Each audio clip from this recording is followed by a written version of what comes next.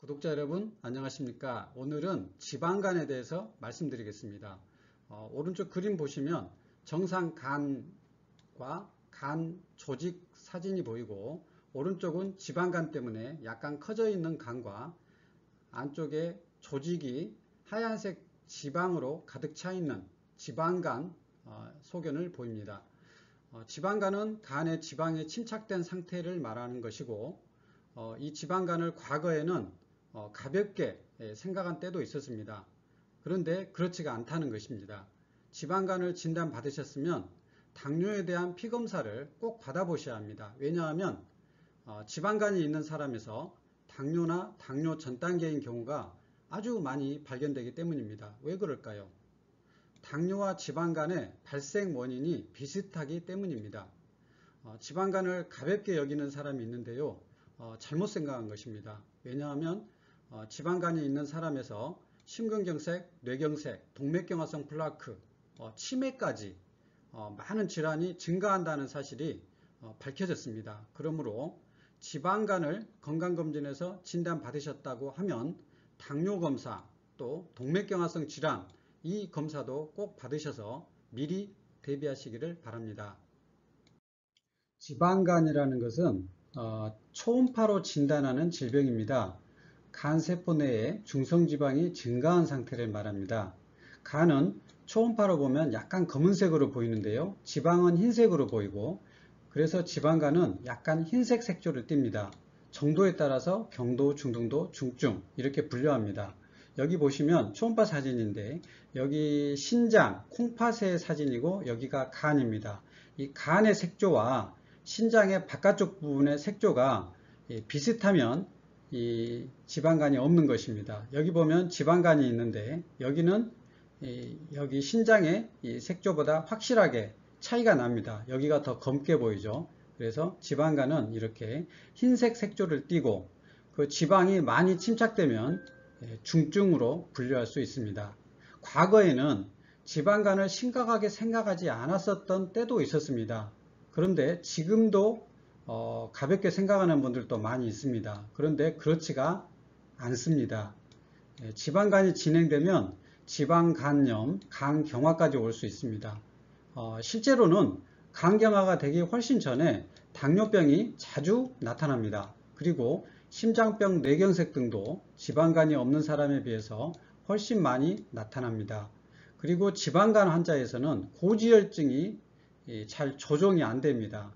약을 먹을 때는 떨어지지만 약을 끊으면 바로 올라가는, 조절이 잘 안 되고, 경동맥 플라크, 동맥경화성 경동맥 플라크도 지방간에서 훨씬 많이 발생하는 것으로 되어 있습니다.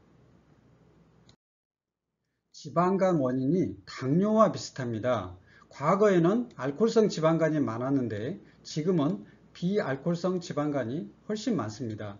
10대 어린이에게서도 가끔 지방간이 발견되는데 20대, 40대 젊은 연령층에서는 이제 흔히 발견됩니다. 원인은 대부분 인슐린 저항성 때문입니다. 당뇨와 원인이 비슷합니다. 여기 아래 그림을 보시면 여기 인슐린 수용체이고, 이것은 포도당 통로입니다. 인슐린 수용체에 인슐린이 결합하면 포도당 통로가 열려서 포도당이 세포 안으로 쭉 들어옵니다. 이게 정상이고, 오른쪽에 보면 인슐린이 수용체에 결합했는데 이 포도당이 이 포도당 통로가 열리지 못하니까 세포 안으로 들어오지를 못합니다. 이게 인슐린 저항성인데요. 이 상태에서는 피검사를 해보면 혈당도 높고 인슐린도 높은 그러한 상태가 됩니다. 여기 빈 창고가 있고 곡식으로 가득 찬 창고가 보입니다. 창고에 곡식이 가득 있으면 추가적으로 곡식을 받아들일 수가 없겠죠. 식후의 혈당은 근육 내 글리코겐 창고에 글리코겐 형태로 저장됩니다. 그런데 근육에 글리코겐이 가득 차 있으면 혈당이 추가로 들어오지 못하게 되겠죠. 그래서 혈액 속에 이 당은 근육으로 들어오지 못하면 지방세포와 간세포 내로 들어가서 중성지방 형태로 저장됩니다. 자, 여기 간에 이 지방간이 있고, 그리고 복부 비만의 사진이 되겠습니다. 그러므로 이 지방간이 있는 분들은 대개 복부 비만이 있거나 또는 과체중이 있는 경우가 많습니다. 그리고 시간이 흐르면 당뇨병이 생기게 될 것입니다. 근육 내 글리코겐은 근육 운동으로 소비가 됩니다. 운동하지 않으면 글리코겐이 소비되지 않고 창고에 남아있기 때문에 식사 후에 당이 근육으로 들어오지 못합니다. 결국 지방으로 저장되는 것인데요. 공부만 하는 청소년층, 중장년층, 사실 모든 연령대의 사람들에서 운동 부족이 심각합니다. 그렇기 때문에 과체중이나 비만과 더불어서 지방간이 증가하고 있습니다. 결국은 이런 분들에서 당뇨 발생이 증가하는 것입니다. 지방간에 관한 논문이 굉장히 많은데요. 논문을 분석한 결과 지방간이 있는 사람이 없는 사람에 비해서 심혈관 질환, 뇌혈관 질환의 유병률이 확실하게 증가했습니다. 경동맥 내막의 두께가 증가했고 동맥 경직도 증가, 혈관확장 장애, 관상동맥 석회화 등 죽상동맥 경화증의 다양한 형태와 지방간은 관련이 있는 것으로 나타났습니다. 결국 혈관질환이 지방간에서 많이 나타난다는 뜻입니다. 지방간 환자에서는 당뇨병 발병률이 의미 있게 높았고 반대로 당뇨 환자에서는 지방간 유병률이 의미 있게 높았습니다. 결국은 지방간과 당뇨병은 발병 원인에 밀접한 관계가 있습니다.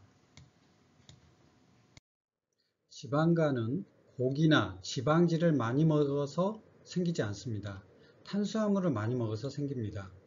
운동하지 않으면 탄수화물이 지방으로 저장되기 때문에 생기는 것입니다.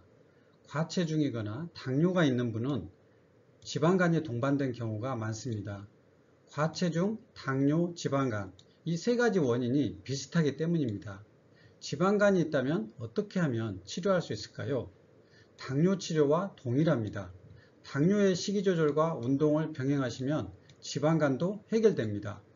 음식은 정제당, 당 지수가 높은 음식을 피하셔야 합니다. 밀가루 음식, 면 종류, 빵, 과자, 단 음료수, 쌀밥 이것은 꼭 피하셔야 합니다. 현미 잡곡밥을 기본으로 드시고 야채는 식사 때마다 되도록 많이 드시도록 합니다. 그리고 좋은 단백질과 지방은 부족하지 않도록 꼭 드셔야 합니다. 식사 후에는 가벼운 운동을 꼭 하시기 바랍니다.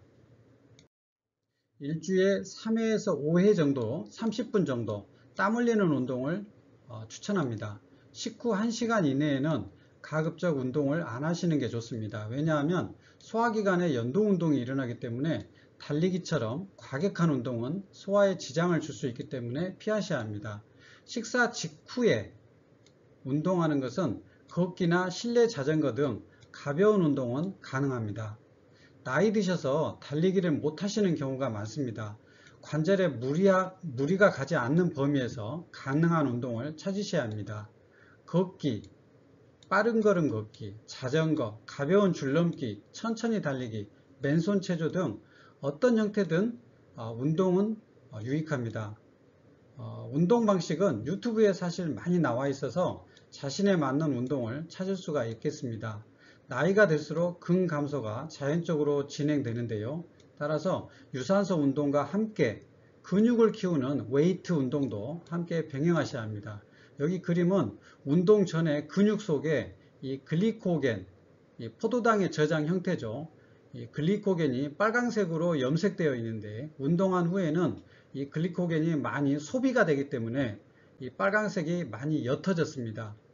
그래서 운동을 하시면 이렇게 글리코겐 창고가 비워지기 때문에 식사를 하더라도 포도당이 쉽게 근육 안으로 저장될 수 있기 때문에 지방간이 많이 좋아지는 쪽으로 가게 됩니다.